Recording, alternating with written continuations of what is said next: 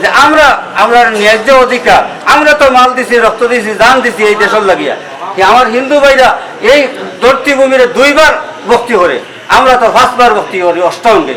এরপরে আমরা লাগে এই ধরনের দুর্নীতি করার কারণটা কি আমার তো জানা।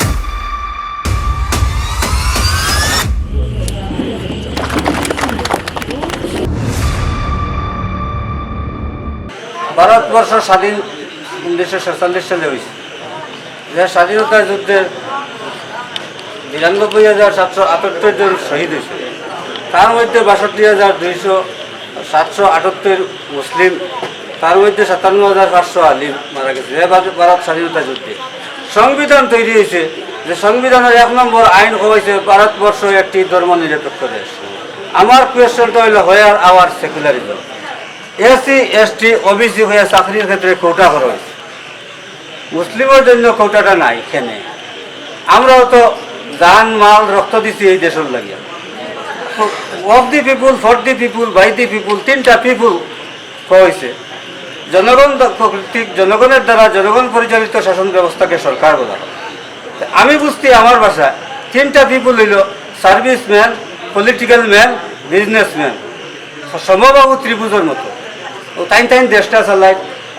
ইলেকশনের ব্যবহার যেটা হয়, আমরা রুফে খড় চাপাইয়া দেব হয়, আমরা খড়ের বোঝাটা বুঝা যায়। দিন দিন আমরা ধ্বংস হইতে আছি, বাকি এই তিনটা পিপুল উন্নত হয়। আমরা দুর্নীতিটা কবে কবে স্যার দূর হইব, আমরা দুঃখটা কবে দূর হইব? আজ তো ভারতবর্ষ স্বাধীনতার আজ বাক্কা কয় বছর হয়ে গেল, ৬২-৬৩ বছর হয়ে গেল, কিন্তু সাধারণ জনতার দিন দিন ধ্বংসের মুখে যাচ্ছে, উন্নতির মুখে নাই। আমার বাড়ির লাগাবাড়ির বিধায়ক মাননীয় সিদ্দিকুর রহমান সাহেব ফাইন ফুটো জ্বালাইবার সময় ১.৫ টাকা দাম গেল সম্পদ আসলো, আজ তো কোটি কোটি কোটি কোটি টাকার মালিক। কিন্তু আমরা তো সাধারণ পিপুল দিন দিন ধ্বংস হইতে আছি। চাকরির ক্ষেত্রেও আমরার লগে বৈষম্য করায়, আমরা আর কতদিন আমরার লাগে বৈষম্য করাইব ওখানটা আমি জানতাম চাইয়া।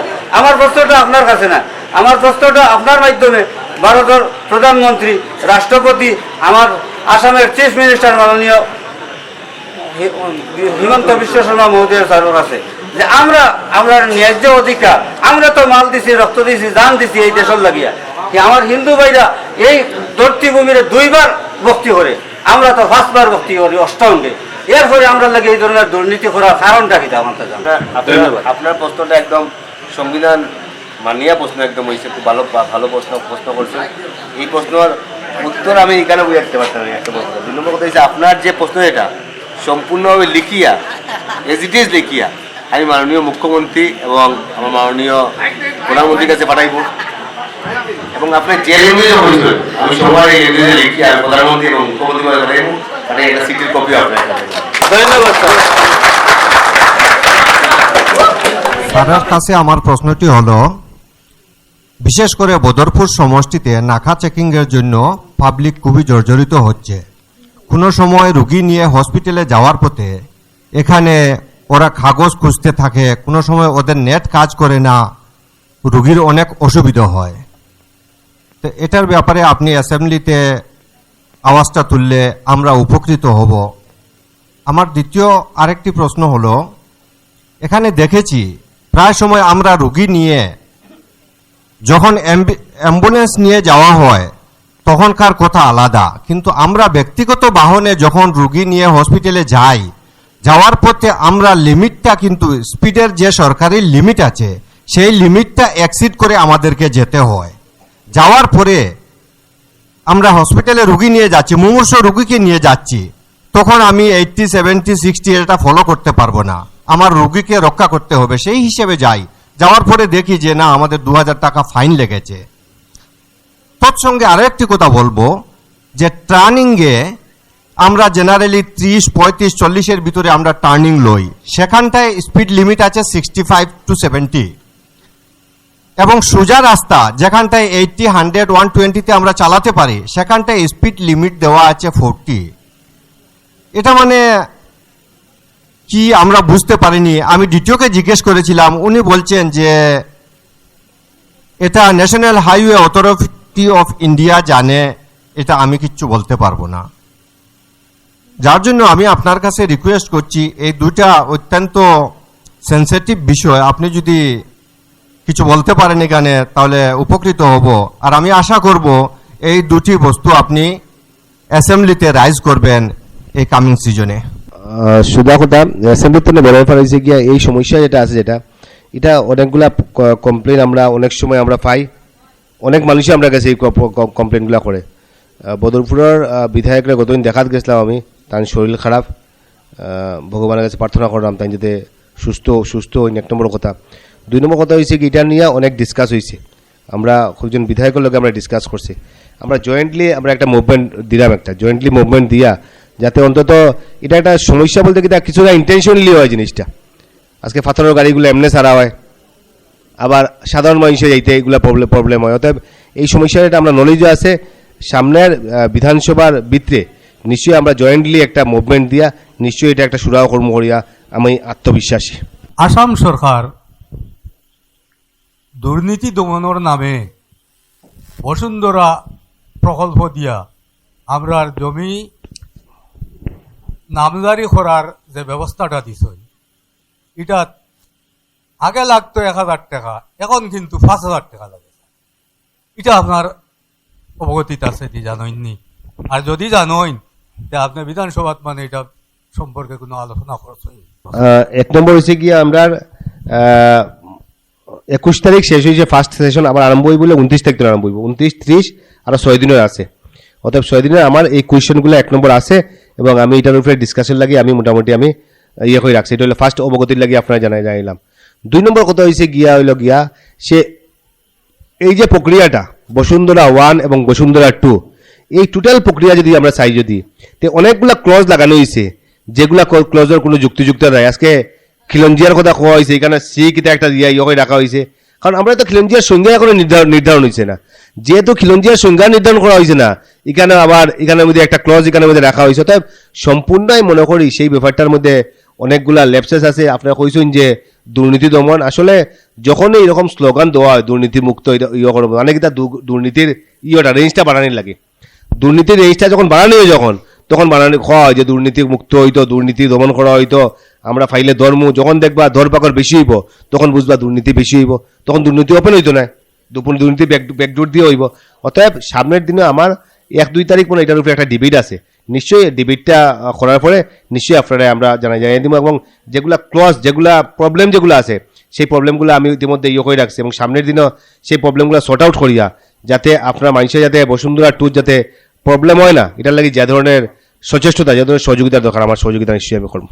আমি সালেহ আহমেদ।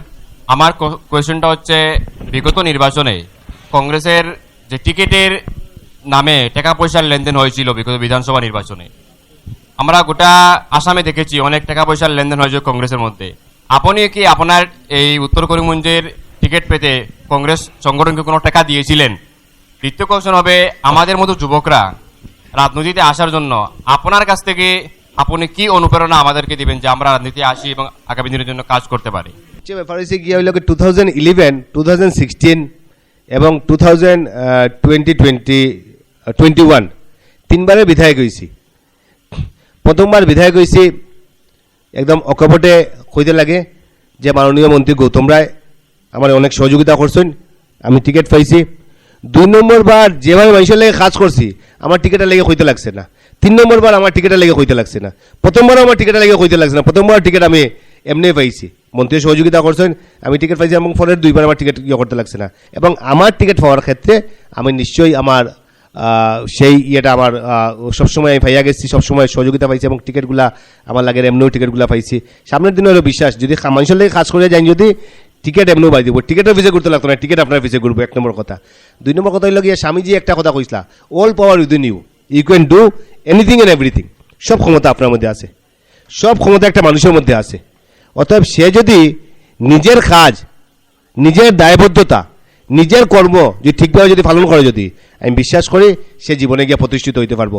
আর যদি আমার কাজরে অবহেলা করি যদি এপিজে আব্দুল কালামে কইসলাম, if you salute your duty you need not salute anybody, if you pollute your duty you have to salute everybody। অতএব আমরা যদি আমরা কাজে সম্মান করি আমরা কেউ সম্মান করতে লাগতো না, এমনি সম্মান করবো। আর যদি আমার কাজে যদি আমি অসম্মান করি যদি আমার কাজে যদি আমি অবহেলা করি যদি তাহলে সবসময় টিকিটের আগে গিয়া কইতে লাগবো টিকিট দেন টিকিট দেন টিকিট দেন, কোনো কিছুর লাগে কইতে লাগবো যে আজ জোর যার করতে লাগবো, আর যদি ঠিকভাবে মানুষের লাগে কাজ করেন যদি, তো নিশ্চয়ই মানুষে সঠিক সময় সঠিক মূল্যায়ন করবো। তবে আমরা কাজ হইলে সবথেকে ধর্ম, যে কাজের কথা গীতাত কোয়া হয়েছে, যে কাজের কথা কোরআনে কোয়া হয়েছে, যে কাজের কথা প্রত্যেকটা ধর্মগ্রন্থ হয়েছে, যে কর্মই ধর্ম, কর্মই ধর্ম।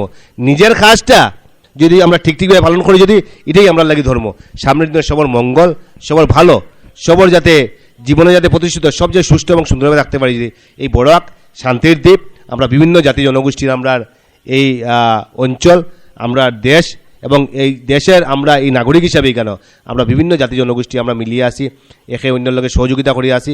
কিছু সংখ্যক মানুষ সবসময় চায় আমরা মধ্যে হিংসা, আমরা মধ্যে বিদ্বেষ, আমরা মধ্যে ভেদাভেদ, আমরা মধ্যে বিশ্রী বাতাবরণ এটা ক্রিয়েট করার একটা সবসময় একটা প্রবণতা থাকে। সব ভুলিয়া একে অন্যের সহযোগিতা করিয়া সামনের দিনে যাতে শান্তির দ্বীপ বরাকবিলি যাতে শান্তি হইয়া থাকে, সবার যাতে ভালো হয়, সবার যাতে মঙ্গল হয়। নমস্কার, ধন্যবাদ, জয় হিন্দ। ধন্যবাদ। তো আজকে আমরা আরোপি মিস্টার কমলাক্ষ দেবপুরকাইস্ত তাইন যখন সর্বপ্রথম নর্থ করিমগঞ্জ থেকে এমএলএ হয়েছেন, তখন সাইবারকুর বিজেপির বিধায়করে ডিফিট করে এমএলএ হয়েছেন, যেটা মানে বহুত বড় একটা মাইলস্টোন তাইন অ্যাচিভ করছেন। এরপর ও টাইমও তাইন একদম সামান্য বুটর মার্জিনে তাইন এমএলএ হয়েছেন। এরপর আরও একটু মার্জিন বাড়ছে। তো লাস্ট যখন তাইন 2021 যখন বিধায়ক হয়েছেন, তখন তার মানে মার্জিন যেটা উইনিং মার্জিনটা আসলে 10,000, মানে যদি রেশিও দেখা যায় তে অলমোস্ট 90% তান রেশিও বাড়িছে, ততটুক বাড়িছেন। তো আমরা বরাকণ্ঠ পরিবারের পক্ষ থাকি তথা জনতার আদালতের পক্ষ থাকি কেন যারা আছেন সবার পক্ষ থাকিয়া তান উজ্জ্বল ভবিষ্যৎ কামনা করি। আর আজকে তান উপরে যতগুলো আরোপ লাগছে সব অত্যন্ত প্রাঞ্জল ভাষায় সুন্দরভাবে তাই স্পষ্টীকরণ দিছেন। এখন আজকে আমরা এখানে সম্মানিত জাজ পাতারকান্দি কলেজের প্রিন্সিপাল ডক্টর মঞ্জুর হক স্যার আছেন এখানে। তো আমি এখন আজকের আমরা সম্মানিত জাজরা হইম এই আজকের আরোপীর রায়টা শুনানির লগে। আজকে জনতা আদালতে উপস্থিত উত্তর করিমগঞ্জের বিধায়ক কমলাক্ষ দেবপুরকাইস্ত মহাশয় অত্যন্ত প্রাঞ্জল ভাষায় জনতার কোয়েশ্চনগুলোর উত্তর দিয়েছেন। আসলে বিধায়ক একবার, দুইবার, তিনবার বা বারবার হওয়া এটা সাকসেস যেটা আছে, এটা জনতার কাছে আসল নয়। জনতার কাছে আসল তো হলো সেই বিধায়কের গরিমাটা কতটুকু কে রক্ষা করে চলেছেন, বিধায়কের গরিমাটা মানুষ দেখে। আমি আশা রাখি উত্তর করিমগঞ্জের বিধায়ক কমলাক্ষ দেবপুরকাইস্ত মহাশয় উনার বিধায়কের গরিমা, মানুষ একজন বিধায়ক হওয়ার পর উনার কাছে একটা পাওয়ার আসে, সেই পাওয়ার মানুষ তার প্রয়োজনে ব্যবহার করে, কিন্তু এটার মিস ইউটিলাইজেশন না হওয়ার সবার চাহিদা থাকে। তো আমি আশা রাখি উনি ওনার 3 বছর আগামী দিনে ওনার পাওয়ারের যে গরিমা যেটা আছে প্রপারলি ইউটিলাইজেশন করে আগ বাড়বেন, এটা জনতা চায়। আর যেগুলো আজকে ওনার উপর ইলজাম উঠেছে বা ওনাকে কোয়েশ্চন করা হয়েছে, যেহেতু এটা জনতার আদালত, আমি সেটা বিচার করার দায়িত্ব জনতার উপর ছেড়ে দিয়ে আজকে ওনাকে জনতা যে কাট করা আছে ওনাকে মুক্তি দিলাম। ধন্যবাদ। ধন্যবাদ।